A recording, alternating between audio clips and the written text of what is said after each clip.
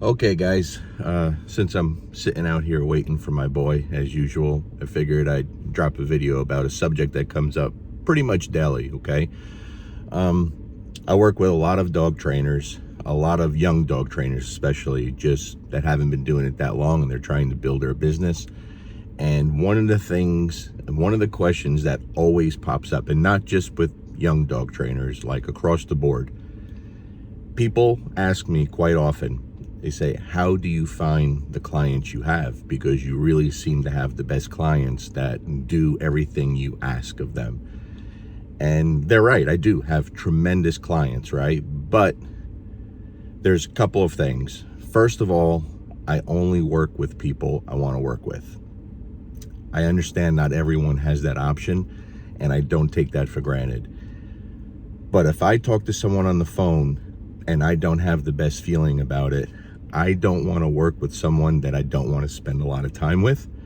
I don't want to work with someone that I can't have a good relationship with, because for me, the results aren't going to be as good as they should be.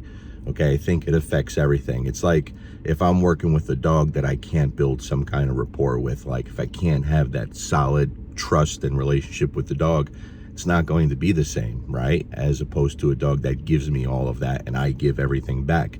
It's the same thing with the human. Like, I have to have a relationship with people. Also, I don't ask for anything over the top. I don't ask for a ton of work and commitment and unrealistic things, and I don't throw a ton of information at people. Dog trainers in general cannot retain new information that they learn about dog training. It takes time, it takes repetition, it takes doing and doing and doing. Hearing and listening and someone talking about it isn't enough. It's not enough. And it took me a really long time to figure that out, right? I'll give you an example. This is an example I use when I do seminars and I talk to people. I've used this example many times because it's very valid as far as I'm concerned, right? So I hear people say all the time they have lazy clients. They don't do their homework, air quotes for that, right? They won't do what they're asked. I hear it all the time. A few years ago, I was speaking at the IACP conference, and there was a dog trainer who had some very specific questions about the use of e-collars, and they were good questions, legitimate concerns, and he wanted to know more about it. So we started talking, we started having a conversation, and then finally I said, you know what, screw it. Let's go out there and find a spot. So we went out and we found a big open area, and a bunch of dog trainers came along and joined, and I was working with him as if he was a client. If he was one of my clients, just started the teaching from the beginning, keeping things very simple and basic, just starting to understand the timing and the mechanics of things so I can answer his questions hands-on instead of just through verbal answers, right? Because that's not enough for people. It just isn't. They have to see it, they have to do it, they have to make the mistakes, they have to fail, and then they're going to truly obtain the information, right? So we started working him, and then eventually, he had an e-collar on as if he was the dog. You guys have seen me do this stuff many times, right? And we went through simple, basic stuff, and once he was understanding that, then I became the dog, and he gets to make all the mistakes on me, and I get to show him where he's struggling or why it's not appropriate that you're doing that, or you should be doing this, the timing, the mechanics, all that stuff, right? So by the time we were done, he started to truly understand it, and everyone was very grateful, and they thanked me left and right, and it was a good time. It was a good session, and people appreciate when you take time to spend with them, and I always try to do that. But then once we broke off, I gave it about 2 hours, and then I called him, and I said, meet me down in the same place, and he did, and all the same people showed up.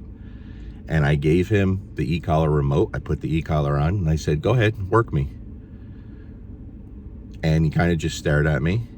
He didn't have anything to say, but he looked confused. I said, well, go ahead and work me. Like, I'm the dog, you're the client, or you're the trainer. Go ahead and do. And he just kind of froze. And I said, okay. I said, now, many of you in this crowd have talked about having lazy clients that don't like to do the homework, correct? And a lot of them said, yeah. I said, I want to explain to you. You guys are professional dog trainers, and we just covered this stuff in depth, and it was just one subject, one tiny subject, 2 hours ago, and you can't remember.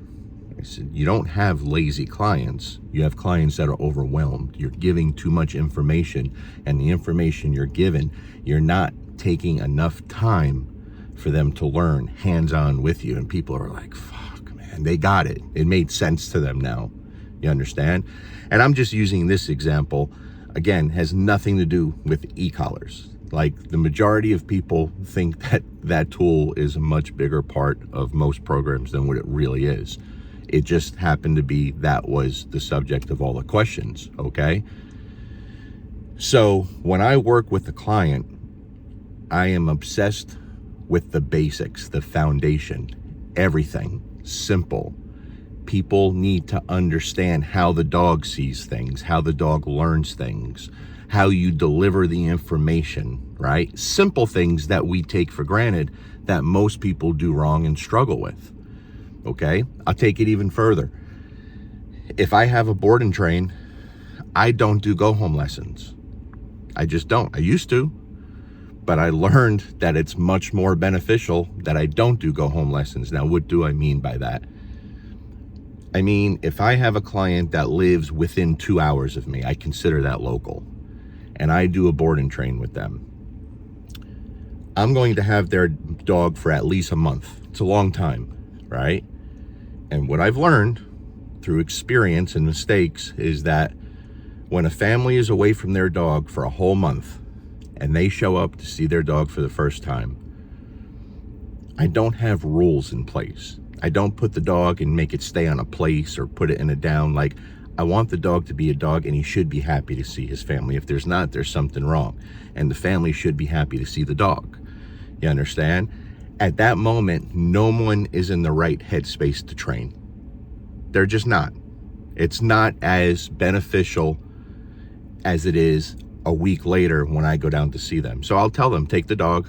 And they say, okay, what do we do this week? I said, nothing. Just enjoy your dog. Well, what if he does? Don't worry about training. Do nothing. Let him settle in. Just let him be a dog. I'll see you next week. And a week later, when I go down, now everyone is settled in the right headspace, and we could be productive with our training. Very productive. Now, if someone lives out of state, far away, then I require them to spend a few days here with me. They'll get a hotel or an Airbnb, and we meet a couple times a day for a few hours, because now it's time that I provide that education to them.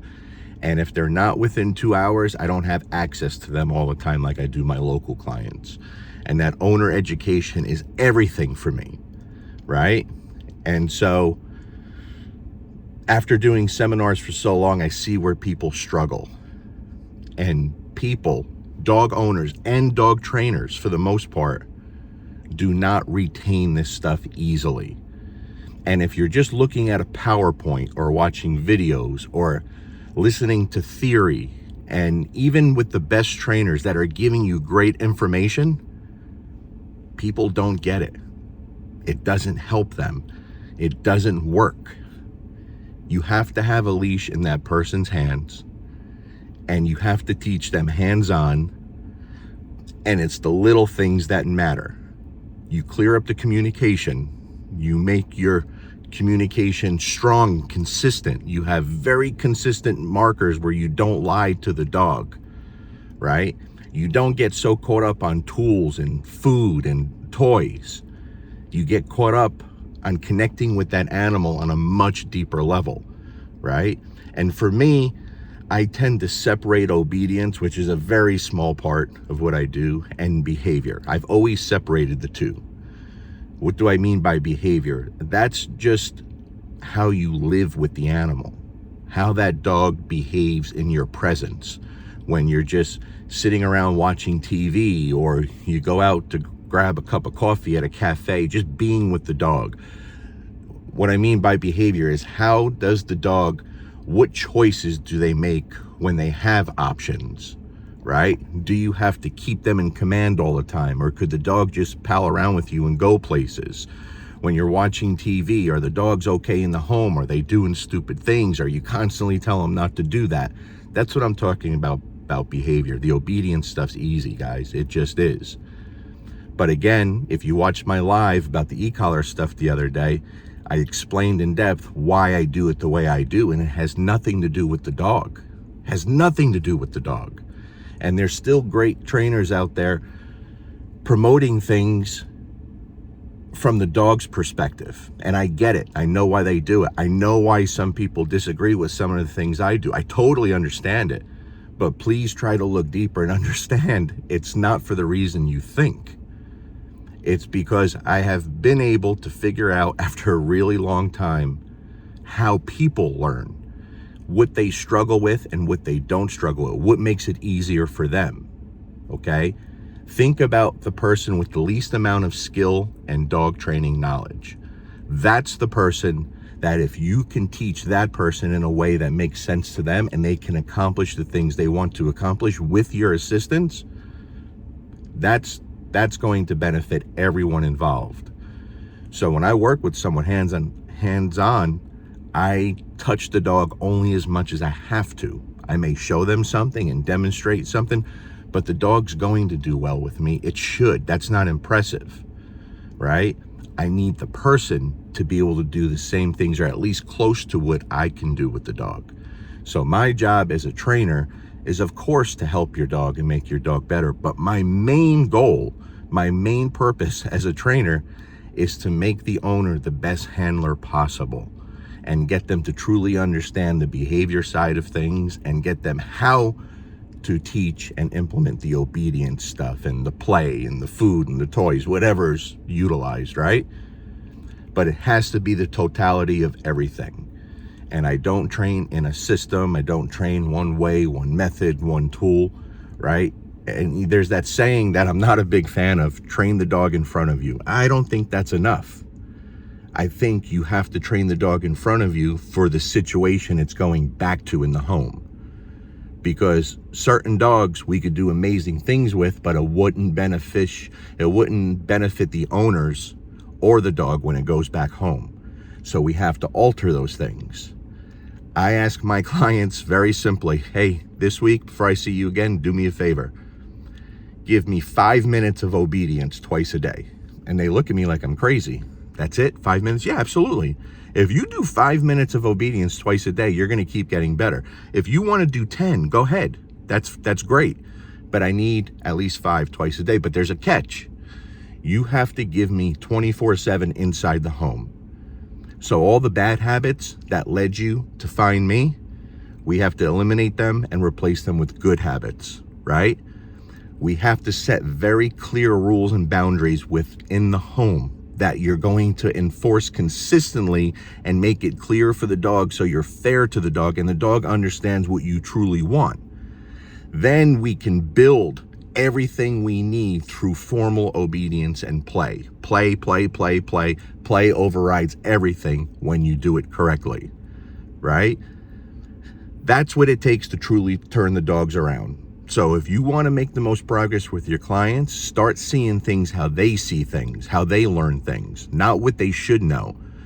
Because we're all guilty of it at times. We take for granted that something so basic and simple that we understand and know, we think everyone does, and that's not how it works. The dog training public knows very little, and the sad part is most of what they know is just based on human habits that makes it more difficult for the dog to learn. Okay? So again, you don't have lazy clients that don't want to do homework. You have clients that are overwhelmed and you're given too much information without truly teaching the most simple, basic things that they need to succeed. So just take a look. If you find this beneficial, just try it. You'll understand what I'm talking about. Okay? Peace.